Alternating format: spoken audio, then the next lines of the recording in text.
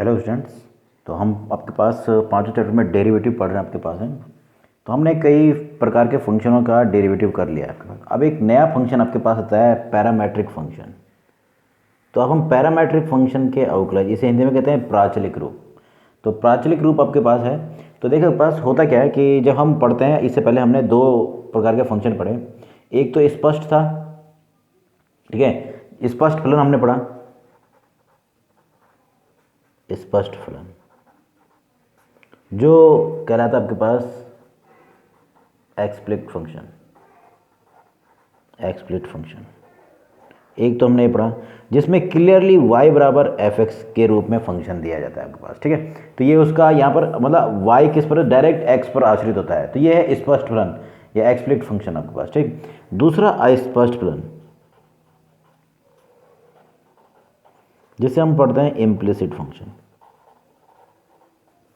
ठीक है। दूसरा आपके पास क्या है, इम्प्लिसिट फंक्शन, जिसके अंतर्गत आपके पास क्या होता है, एक इक्वेशन दिया होगा जिसमें एक्स वाई जो दोनों पर आधारित, इस प्रकार से आपके पास होता है वो फंक्शन जो एक्स वाई दोनों पर आश्रित होने वाला, ठीक। तो ये अपने मेन रूप हमने पढ़ा, एक स्पष्ट और दूसरा अस्पष्ट। अब तीसरा फॉर्म जो आता है वो है पैरामेट्रिक फॉर्म। पैरामेट्रिक फॉर्म या पैरामेट्रिक फंक्शन, जिसे हम कहते हैं प्राचलिक फलन। अब इसमें होगा क्या, जैसे यहाँ पर आपके पास x और y, अभी तक हम दो वेरिएबल का यूज़ कर रहे हैं आपके पास, ठीक है। अब क्या होगा, जो आपके पास इससे पहले जो जितना भी हमने पढ़ा उसमें हम x y पर आधारित है, ठीक।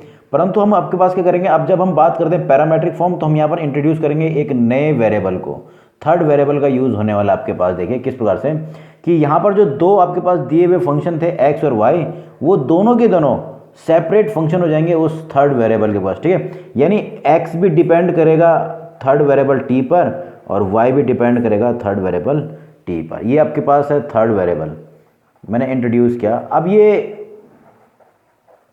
आपके पास t भी हो सकता है, कहीं पर s हो सकता है, वो आपके थीटा हो सकता है, वो डिपेंड करता है कि आपके पास किस प्रकार से दिया हुआ, ठीक है। तो यानी आपके पास कोई भी फंक्शन, देखो आपके पास अगर x और y आपके पास है, देखो if x and y be expressed in term of be expressed in terms of any variable, any third variable parameter, किसी तीसरे आपके पास जो चर वाला जो प्राचल है उस पर आधारित, मैंने कहा t। इस प्रकार से देखिए, मैंने कहा कि x इक्वल टू फंक्शन है t का और y इक्वल टू भी फंक्शन है t का। अब देखो, अब जो फंक्शन आपके पास जो जिस रूप में दिया ना, उसके अंतर्गत क्या हो रहा है, x और y दोनों के दोनों क्या हो रहा है, किसी तीसरे चर पर आश्रित हो जा रहे हैं। तो इस टाइम पर t जो आपके पास कहलाता है वो आपके पास क्या है, t है प्राचल। ये पैरामीटर t आपके पास, यहाँ पर पास जो t है वो क्या कहलाता है, जो थर्ड वेरिएबल है वो कहलाता है प्राचल कहलाता है। यहाँ पर t क्या है, t आपके पास क्या है, पैरामीटर, जिस पर वो दोनों के दोनों आश्रित हैं, यानी हिंदी में हम कहते हैं ये प्राचल आपके पास है, ठीक है। तो ये इस प्रकार से आपके पास ये t जो है इस पर आश्रित हो गए दोनों के दोनों वेरिएबल x y। इससे पहले आपके पास या तो y x पर आश्रित होता या x y दोनों पर फंक्शन आश्रित था, पर इस तीसरे रूप में आपके पास x और y दोनों के दोनों सेपरेटली किसी तीसरे वेरिएबल t पर आश्रित हो जाते हैं। तो ये रूप जो आपके पास होता है ये कहलाता है आपके पास फंक्शन का प्राचलिक रूप, यानी पैरामेट्रिक फॉर्म ऑफ फंक्शन आपके पास, ठीक है। ये आपके पास है पैरामेट्रिक फॉर्म में फलन आपके पास, ठीक। तो अब हमको इस पैरामेट्रिक फॉर्म के लिए डेरिवेटिव निकालना है। क्या निकालना है, डेरिवेटिव निकालना है। तो उसको निकालने का तरीका क्या होगा मैं आपको बता रहा हूँ। आपके पास देखिए, तो हमने क्या पढ़ा, पैरामेट्रिक फॉर्म में फंक्शन। पैरामेट्रिक फॉर्म में क्या होगा, क्या कि x और y दोनों के दोनों क्या होंगे, किसी तीसरे वेरिएबल जिसे हम पैरामीटर कहते हैं t पर आश्रित हो जाते हैं, ये इस प्रकार से x और y पर, ठीक। तो इस टाइम पर डेरिवेटिव कैसे निकाला जाएगा वो मैं आपको बताऊंगा, आपको बताऊंगा किस प्रकार से। तो मान लिया जाए कि आपके पास पैरामेट्रिक फंक्शन ये दिया हुआ है, ठीक। और आपको करना क्या है कि अभी तक जो हम निकाल रहे हैं, इससे पहले भी हमने क्वेश्चनों में सब जगह dy/dx निकाला, मतलब y का अवकलज ज्ञात किया है x के सापेक्ष। तो मैं चाहता हूँ इस बार भी आपके पास dy/dx निकाला जाए। तो हमें अगर इसमें कहा जाता है कि dy बाई डी एक्स निकालिए, क्या निकालना है, dy बाई डी एक्स, ये कैलकुलेट करना था। तो dy बाई डी एक्स निकालने का तरीका बताऊँ क्या होगा, आप ये जो y है जिस पर आश्रित है उसके सापेक्ष अवकलज करो, मतलब dy बाई डी टी, और ये x भी जिस पर आश्रित है उसके सापेक्ष ही अवकलज किया जाएगा। देखो अगर इसको भी सिंपलीफाई करो तो dt से dt कैंसिल होगा, dy बाई डी एक्स होगा। तो यानी ये कुछ और नहीं कहलाएगा f dash T upon g dash T.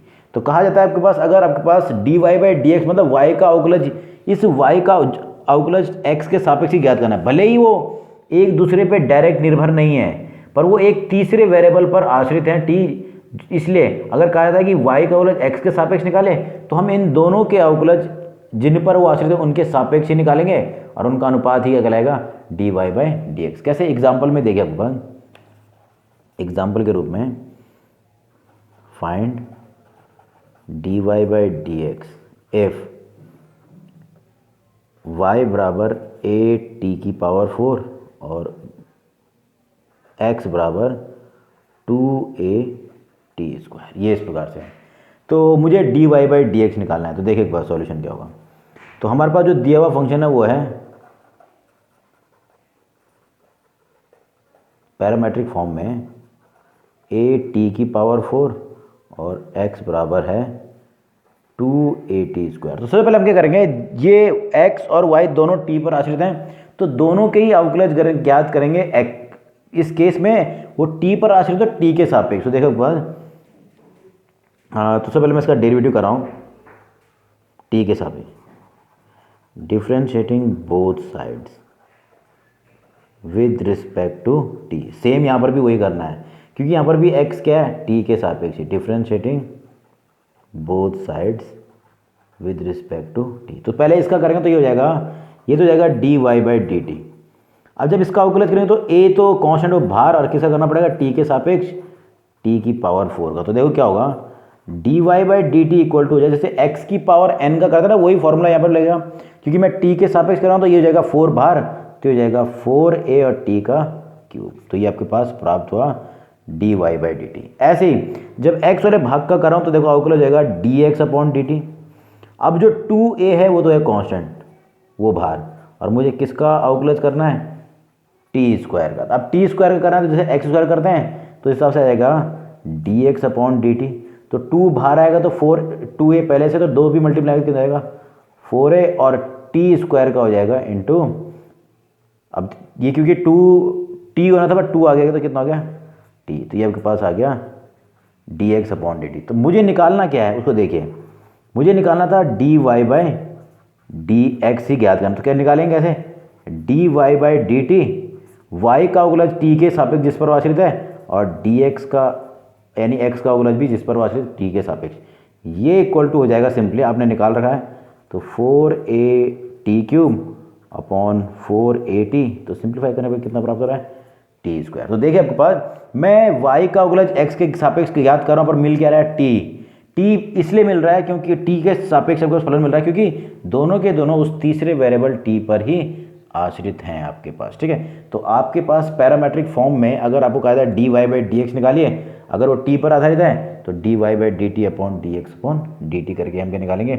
उसका अवकलज ज्ञात। बाकी जो भी नियम आपने पढ़े हैं, चाहे वो आपके पास किसी भी प्रकार का पास हो, प्रोडक्ट रूल, डिवीजन रूल या चेन रूल, जो भी आपके पास है, जिस प्रकार से आपने जो नियम पढ़े हैं वो सारे नियम वैसे ही लगेंगे। बस इस केस में यहाँ पर x और y दोनों के दोनों किसी तीसरे वेरिएबल पे आश्रित होने वाले, कहीं पर वो t हो सकता है, कहीं पर थीटा हो सकता है, फाई हो सकता है, वो डिपेंड करता है प्रश्न किस प्रकार से आपके पास, ठीक है।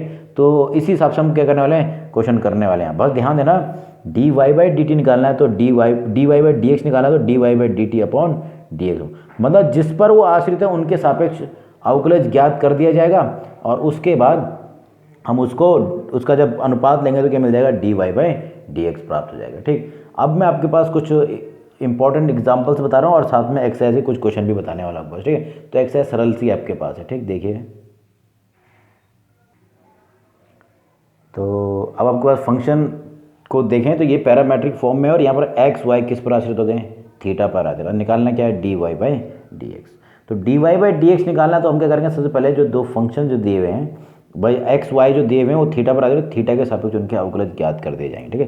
सॉल्यूशन देखिए पर, तो जो हमें ज्ञात है वो है वी हैव, पहले मैं एक्स वाले को कर रहा हूँ, ये आपके पास है। तो जब इस x का अवकलज मैं करूँगा थीटा के साथ, मैं अभी लिख नहीं रहा हूँ, बस हम डायरेक्ट कर देंगे। देखो तो अगर x बराबर ये है तो dx अपॉन डी थीटा मैं निकालूंगा। क्यों? क्योंकि ये थीटा पर आश्रित है, तो a तो कॉन्स्टेंट करेंगे नहीं।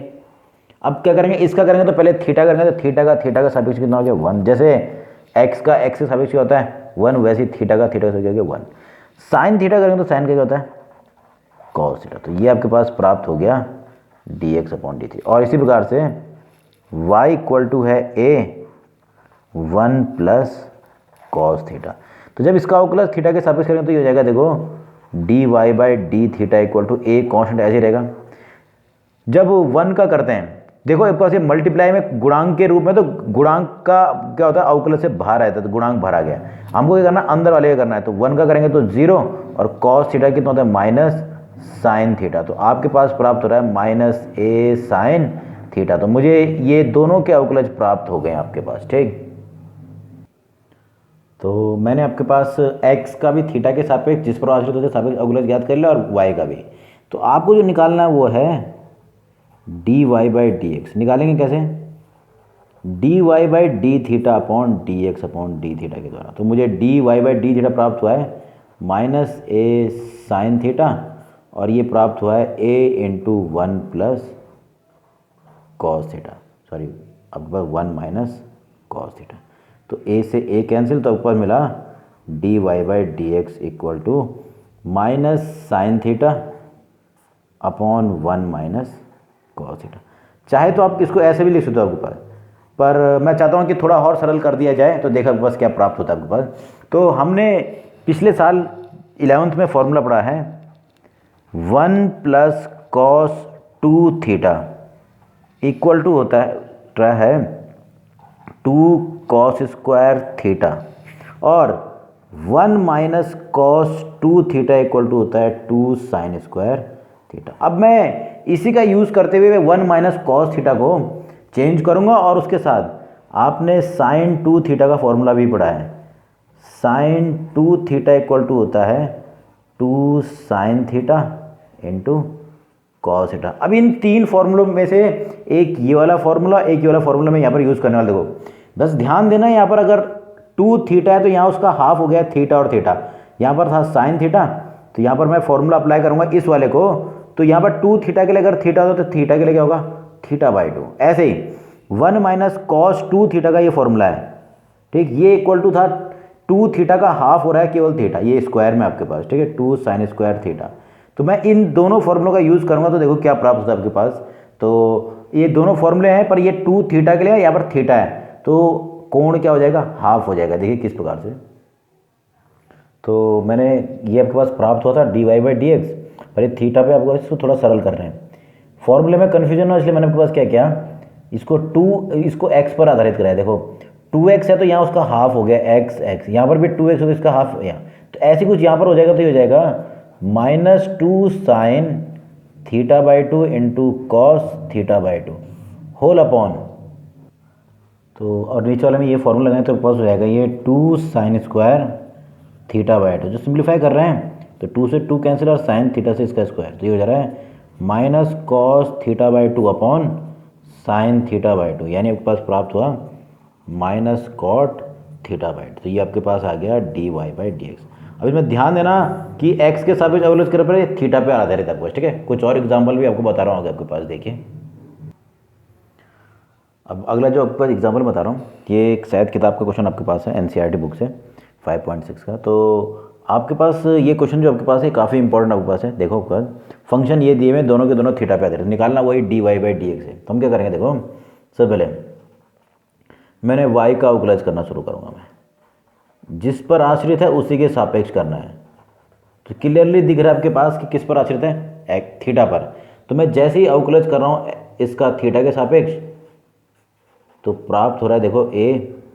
जब अवकलज करेंगे तो साइन थीटा का करेंगे, a तो गुणांक के रूप में, तो गुणांक बाहर ही रहेगा। ठीक, और साइन थीटा करेंगे तो कॉस थीटा माइनस ये जो है ये दोनों मल्टीप्लाई में है, तो मल्टीप्लाई वाला नियम लेगा। तो फर्स्ट फंक्शन थीटा ऐसे, और कॉस का करेंगे तो माइनस साइन थीटा, फिर प्लस कॉस थीटा ऐसे रहेगा, और थीटा का अवकलज थीटा के सापेक्ष कितना होता है 1।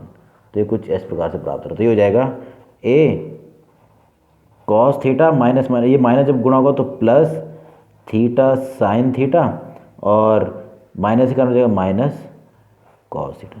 तो कॉस थीटा से कॉस थीटा कैंसिल, तो आपके पास बच रहा है d y by d theta equal to प्राप्त हो रहा है ए थीटा साइन थीटा। तो ये मुझे प्राप्त हुआ d y by d theta. इसी प्रकार से जब मैं एक्स का करूँ, देखो एक्स इक्वल टू था a cos theta plus theta sine theta. तो सेम आपके पास जो ये विधि है वो इस दूसरे वाले में भी अप्लाई हुई है। तो देखो क्या मिलता है, थीटा के सापेक्ष जब अवकलज कर रहे हैं तो हो रहा है ए, पहले करना है क्योंकि ए गुणांक है तो उसको बाहर आ जाएगा, अवकलज के ए ऐसे रहेगा। अब एक एक करके करेंगे तो कॉस का कितना होता है माइनस साइन थीटा, तो ये माइनस साइन थीटा प्लस ये दोनों फिर प्रोडक्ट में, तो प्रोडक्ट रूल लेगा तो हो जाएगा थीटा, और साइन का करेंगे तो कॉस, मतलब first function difference into second plus second function ऐसे ही, और थीटा का अवकलज करेंगे थीटा के सापेक्ष कितना प्राप्त होगा 1। सिंप्लीफाई करने पर आपके पास हो रहा है a minus sine theta plus theta cos theta plus sine theta. तो यहाँ पर साइन थीटा कैंसिल, तो मुझे d x upon d theta प्राप्त हो रहा है ए थीटा कॉस थीटा, ये मुझे प्राप्त हुआ। और जब कहा जाए आपके पास कि d y by d x निकालिए, तो देखो क्या प्राप्त हो रहा है, then d y by d x equal to आपको बताया था d y by d theta upon d x upon d theta. तो सिंपल सा d y by d theta था a theta sine theta upon इसमें आया ए थीटा कॉस थीटा। तो ए theta से ए थीटा कैंसिल, और साइन अपॉन कॉस आपके पास हो गया क्या, ये प्राप्त हो रहा है टेन थीटा। तो ये आपके पास प्राप्त हो गया इस फंक्शन जो पैरामेट्रिक फॉर्म में दिया हुआ था d y by d x, उसका अवकलज मुझे प्राप्त हुआ। वो कितना आ रहा है, d y by d x आ रहा है टेन थीटा। हम कर क्या रहे हैं आपके पास, यहाँ पर जो पैरामेट्रिक फंक्शन में आपके पास पैरामेट्रिक फंक्शन दिए होंगे तो वो x और y जो है यहाँ पर वो सेपरेट किसी तीसरे वेरिएबल पे डिपेंड कर रहे होंगे, और उनका अवकलज ज्ञात करने के लिए हम क्या करेंगे, जिन पर वो डिपेंड कर रहे हैं उनके सापेक्ष अवकलज ज्ञात कर दिया जाएगा। और उसके पश्चात d y by d x निकालने के लिए d y by d theta upon d x upon d theta, यानी उनका अनुपात ले लिया जाएगा जो अपने d y by d theta d x. तो ये इस प्रकार से हो जाए। अगर कहते हैं d x upon d y निकालिए, तो इसका ठीक उल्टा यानी 1/10 यानी कॉट थीटा प्राप्त हो जाता है। ठीक, तो ये आपके पास है पैरामेट्रिक फॉर्म के अवकलज। ठीक, आगे एक दो एग्जांपल और अगर आपके पास देखिए, अगला जो क्वेश्चन मैं आपको बता रहा हूँ वो आपके पास इसमें एक्स वाई वही पैरामेट्रिक फॉर्म में, यहाँ पर एक्स वाई टी के फंक्शन आपके पास है। यहाँ पर ए जो है वो कोई आपके पास चर आपके पास है। ठीक है, तो आपको प्रूफ करना है अगर x y equal to d y by d x equal to ये प्रूफ होना चाहिए बस। ठीक है, तो प्रूफ करना है, देखो सॉल्यूशन देखिएगा। तो एक एक करके मुझे अवकलज याद करना, तो देखो पास क्या करेंगे उसके लिए। सबसे पहले मैंने y जो था उस फंक्शन का अवकलज करना चाहता हूँ मैं। तो इस फंक्शन का अवकलज करने से पहले मैं इसको थोड़ा सरल कर रहा हूँ। ये जो रूट था इसको मैं लिखता हूँ a साइन इनवर्स t की होल पावर 1/2। फिर आपने पढ़ा है, देखिए छोटे सेक्शन में आपके पास अगर a की पावर m की पावर n होता है तो हमेशा क्या होता है a की पावर m इंटू n हो जाता है। तो पावर m मल्टीप्लाई होती है, आपने पढ़ा है। उस गुण के हिसाब से y सरल होकर हो जाएगा a की पावर, इसको मैं लिखता हूँ 1/2 इंटू साइन इनवर्स t। तो मतलब फंक्शन कुछ ऐसा हो गया। ठीक, तो मैंने इस रूट को हटाया तो ये कुछ ऐसे इस प्रकार का बन गया है। ठीक, अब करना क्या है कि इसका अवकलज याद करना चाहता हूँ, पर मैंने देखा कि भाई y बराबर एक चर फलन के रूप में उसके प्यार की पावर आई हुई है जो कि t पर आश्रित है। तो जब फंक्शन पावर में आ जाता है तो हम क्या करते हैं, लॉग लेते हैं। तो देखिए आपको मैंने कहा कि ठीक है पैरामेट्रिक फॉर्म का अवकलज तो इस प्रकार से करेंगे, d y by d x है तो d y by d t upon d x upon d t निकालना है। ठीक, पर इसके दौरान मैंने देखा कि यहाँ पर फंक्शन में क्या आ गया, इस फंक्शन में पावर में क्या आ गया, एक फंक्शन आया हुआ। तो जब भी ऐसा आता है तो कैसे अवकलज किया जाता है, लॉग लेके। तो मैं क्या करूँगा, इसको अवकलज करने के लिए लॉग ले लूँगा, टेकिंग लॉग बोथ साइड। मतलब पहले सरल करना है, यानी लॉगरिथमिक डेरिवेटिव का यूज़ करना है यहाँ पर। ठीक, तो मैंने क्या किया, लॉग लिया तो ये जाएगा log y equal to log a की पावर 1/2 साइन इनवर्स टी। तो सरल होके ये 1/2 sine inverse t into log a हो जाएगा। अब एक चीज़ और, ये कांस्टेंट था तो लॉग ए भी क्या कांस्टेंट और 1/2 भी कांस्टेंट, यानी log y equal to simply प्राप्त हुआ 1/log a/2। ये तो पूरा कांस्टेंट वाला भाग हो गया जो गुणांक के काम करेगा, इनटू साइन इनवर्स टी प्राप्त हो रहा है। ठीक, और अब ये ऐसी स्थिति में आगे क्या हम इसका कर सकते हैं, अवकलज ज्ञात कर सकते हैं। तो देखिए अवकलज करके देखते हैं क्या प्राप्त होता है। तो देखिए लॉग की मदद से जब मैंने सरल किया तो ये कुछ ऐसा प्राप्त हुआ। इसके बाद मैं अवकलज करूँगा टी के सापेक्ष, differentiating both sides with respect to T.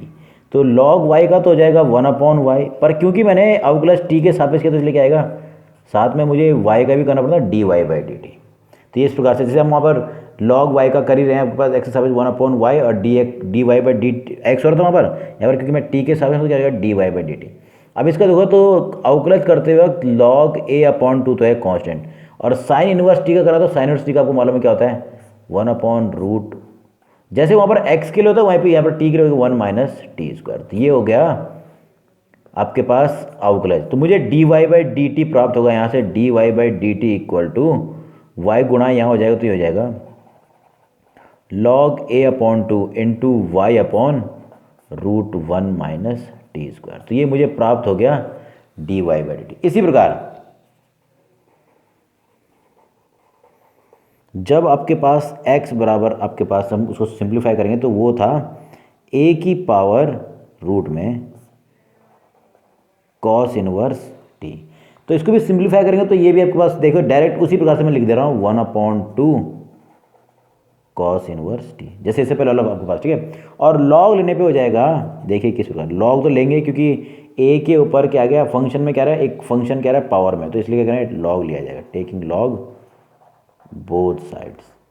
तो आपके पास प्राप्त हो जाएगा, देखो log x इक्वल टू, जिसमें log लेगा तो log a कांस्टेंट, ये आपके पास हो जाएगा log a की पावर 1/2 cos इनवर्स t। तो यानी आपके पास हो जाएगा log x इक्वल टू, ये तो आ जाएगा बाहर, आपके पास बचेगा simply log a/2 into cos inverse t, जैसे साइन वाले में हुआ था आपके पास। ठीक है, तो ये प्राप्त हुआ था आपके पास। जैसे देखिए मैंने साइन वाले में क्या था तो उसमें क्या होगा, तो log a/2 बाहर होगा, तो ऐसे यहाँ पर भी बाहर हो जाएगा। ठीक है, तो जैसे आपने y वाले के लिए उसी प्रकार से x वाले भी करना है। तो ये अब सरल हो गया तो आपको अवकलज कर दिया जाएगा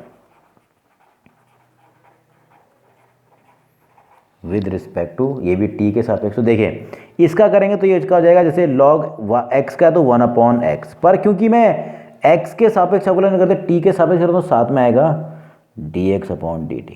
अब ये तो है कांस्टेंट, log a/2 ऐसे ही रहेगा, और cos इनवर्स का होता है साइन के जैसा ही होता है, बस माइनस का अंतर होता है 1/√1 - t²। तो ये आपके पास प्राप्त हुआ। मुझे केवल dx/dt चाहिए, तो देखे वो भी हम ज्ञात कर सकते हैं, x को यहाँ मल्टीप्लाई करें, देखिए प्राप्त क्या होता है। तो जब मैंने अवकलज किया तो मुझे ये प्राप्त होता है, तो इससे आप इजीली देखो dx/dt प्राप्त कर लेंगे। तो dx/dt इक्वल हो जाएगा log a/2, x मल्टीप्लाई होता है -x/√1 - t²। तो ये प्राप्त हुआ आपके पास dx/dt। पर मुझे निकालना क्या है, dy/dx। तो देखो क्या मिलेगा, dy/dx equal to dy/dt upon dx/dt। तो मुझे मालूम है dy/dt मुझे प्राप्त हुआ था log a/2 into y/√1 - t² upon, और dx/dt भी निकाला आपके पास, ये था log a/2 into -x/√1 - t²। तो जब इसको सिंप्लीफाई करें तो देखो dy/dx इक्वल टू क्या प्राप्त होता है, log इससे ये कैंसिल और इससे ये कैंसिल, तो कितना आ रहा है -y/x। और यही हमें क्या करना था, सिद्ध भी करना है आपके पास। ठीक, तो सिंपल सा आपके पास मेथड आपके पास है पैरामेट्रिक फॉर्म के लिए। तो आपके पास हम करेंगे क्या, जिस पर वो आश्रित है उसके सापेक्ष अवकलज ज्ञात कर दिया जाएगा, और उसके बाद अगर dy/dx निकालना है तो dy/dt upon dx/dt D T, या थीटा पे है तो थीटा के आधार पे कॉस, ठीक है। तो ये आपके पास है पैरामेट्रिक फॉर्म के लिए डेरिवेटिव कैसे निकालें। एक एग्जांपल और बता रहा हूँ पास, बाकी हम एक्सरसाइज के क्वेश्चन जो आपके पास हैं 5.6 के, वो हम आगे नेक्स्ट वीडियो में कर लेंगे आपके पास, ठीक। अब पैरामेट्रिक फॉर्म में आपके पास एक्स वाई किस पर आश्रित है, टी पर आश्रित है। तो मुझे d y by d t ही डी एक्स ही निकालना है, d y by d x. तो कैसे करेंगे सॉल्यूशन में, सबसे पहले हम y का अवकलज ज्ञात करते, y बराबर था a साइन टी। तो क्योंकि t पर आश्रित है तो इसका अवकलज t के सापेक्ष करेंगे, तो देखो d y by d t equal to simply a है, a तो गुणांक है वो ऐसे ही रहेगा, और कॉस साइन का करेंगे तो क्या मिलता है कॉस टी। तो t के सापेक्ष प्राप्त किया तो ये आपके पास है, ठीक। अब x वाले को देख लीजिए, x है a cos T plus log 10, और यहाँ पर t के स्थान पर क्या है t अपॉन 2। अब देखो इसको ये संयोजित फलन के रूप में लॉग के साथ 10 भी है और 10 के साथ अंदर क्या है t अपॉन 2 भी है। तो ये चेन रूल से होने वाला है, देखो किस प्रकार से।